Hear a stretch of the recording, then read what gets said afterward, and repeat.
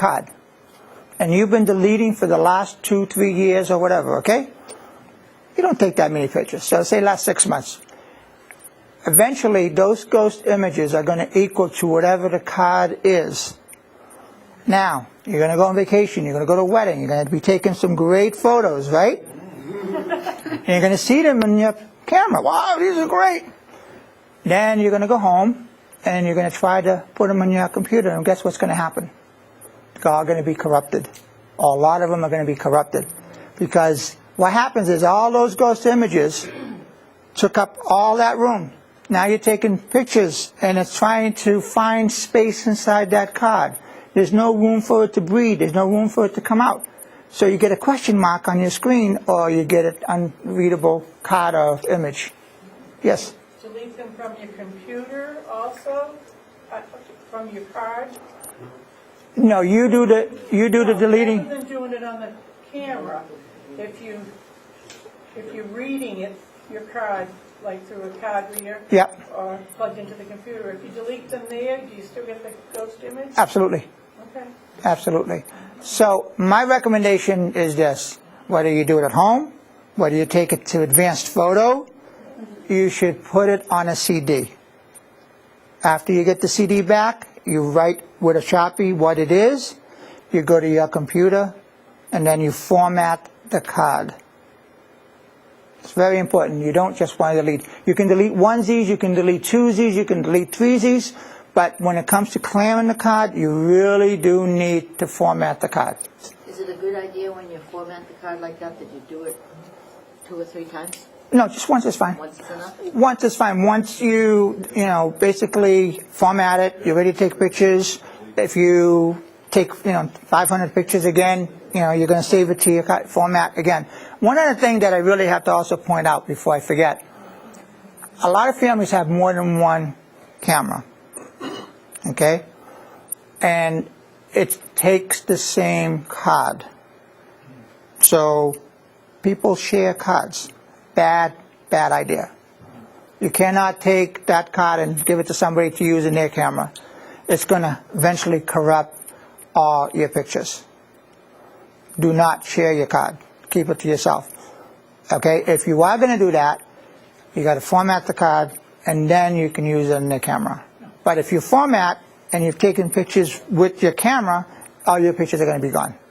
Would that be true even if the 2 cameras are identical? Yes. I don't recommend it. No one does.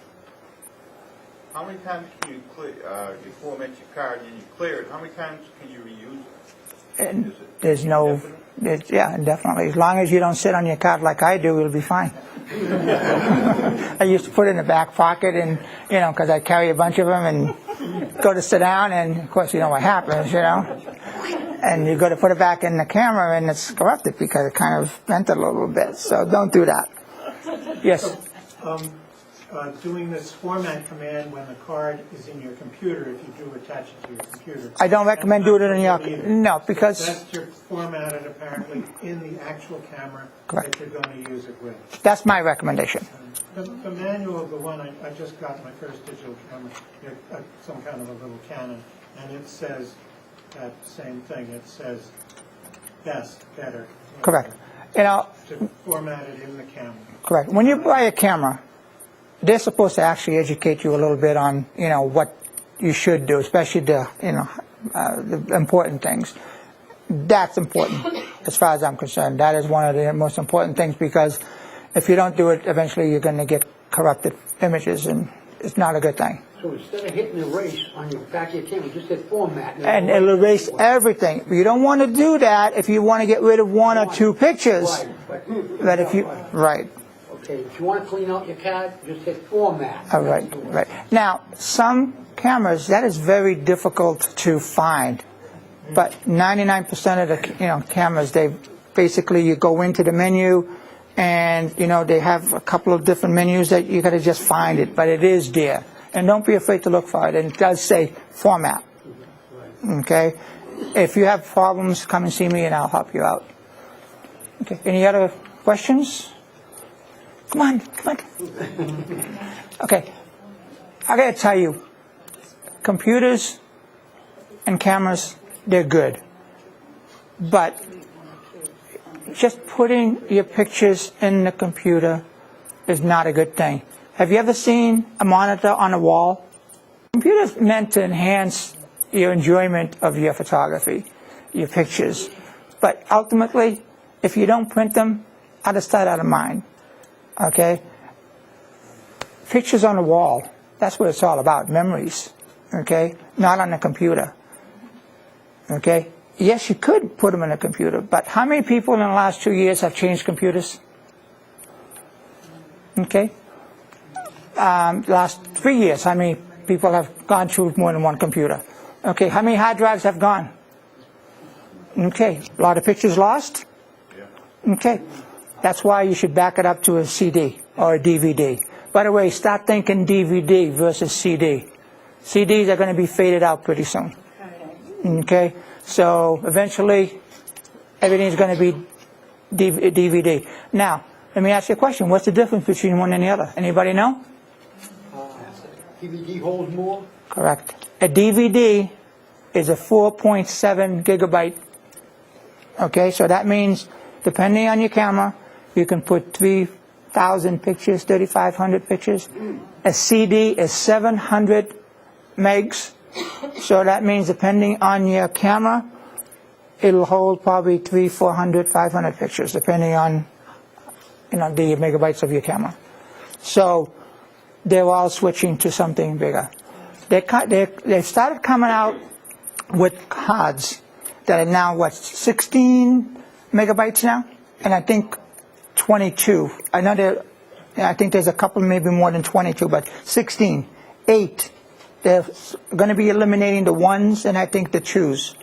Okay, so they're going to go to the 4s and then the 8s and then the 16s. Okay, so they want you to take more pictures, but don't get them developed. Camera operating systems can handle the big ones. I'm sorry? Not all the camera's operating systems can handle the huge. That's correct, and thank you for bringing that up. That reminds me, if you have a camera that's more than, a year, maybe 2 years old, I don't think the 4 gigabyte cards will work on your camera. So if you go and buy them, make sure that you test it before walking out of the store because it may not be compatible with your camera. That's very important. Thank you for bringing that up. I appreciate that. Do you have any tips? I have 4 kids, so I take a lot of pictures of them. Not pose, but I like candid shots, Yep. and I like to blow it up. But it's very hard to, I guess, artistically take a picture that's, candid shot where I can blow it up to hang up on the back. In other words, you really haven't gotten a picture of your children, in a position that you like, or the frame? I have, Okay. but I'm looking for tips like there's a rule of 3 that I don't even understand what it is. So, there's tips that maybe you can give me. I'd have to see some of your pictures in order to talk, to help you out. A lot of people, they come to me, with questions like that. Well, bring me some samples of what you're talking about, or what it is that you've taken, and then maybe we can talk about, how to get you to the next level if that's what you're looking for. I get people coming in and say, I'm going to go to the ice skating rink. What do I do? Okay, my experience. I can only tell you my experience. Okay, if I go to an ice skating rink and I'm doing hockey, this is what I do.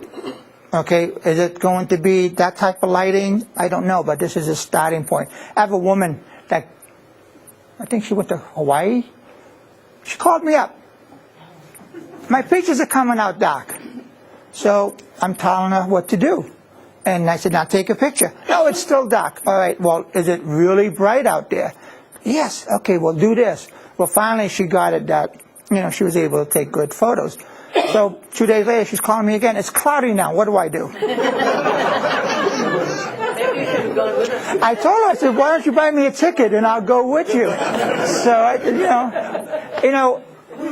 to a lot of people that know me, they know that I'm willing to help them out. Okay, and I'm there for you. If you decide you want to come in and you want to learn something, don't be afraid.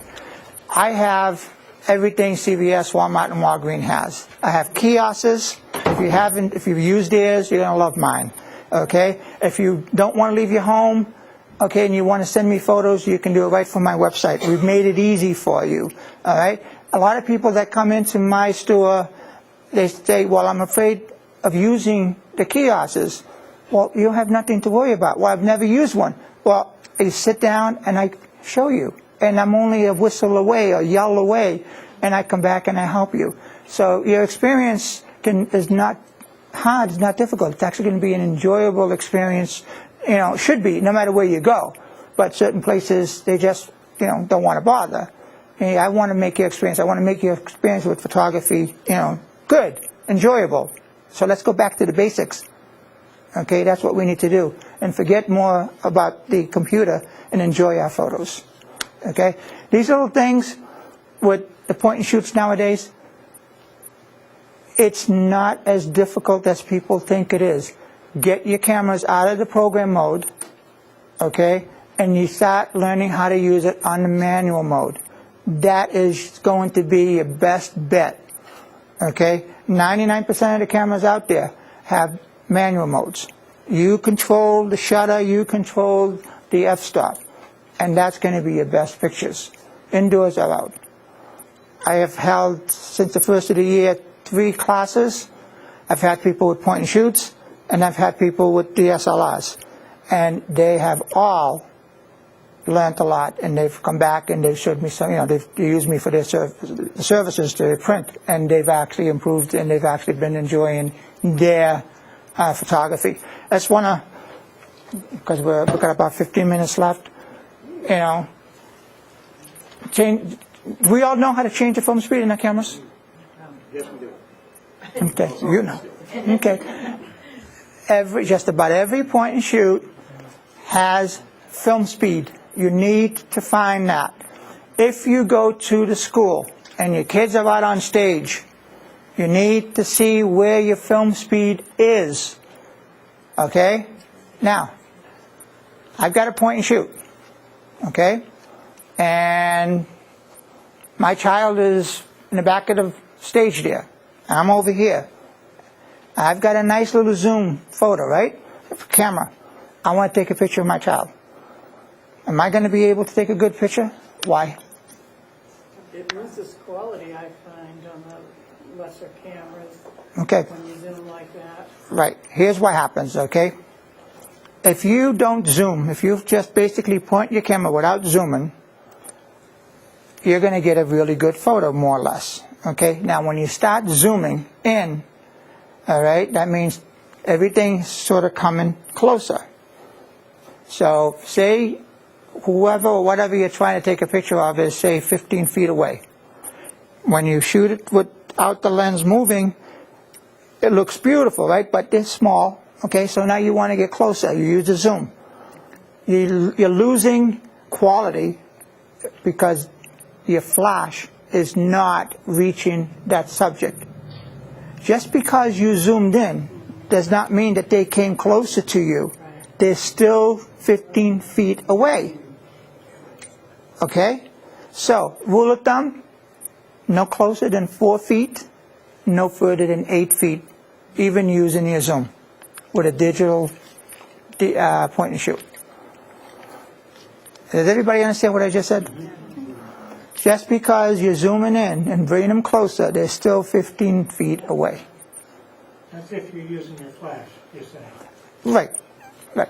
But what happens when you zoom in? I'll give you an example. Does everybody know what an f-stop is? Yeah. Okay.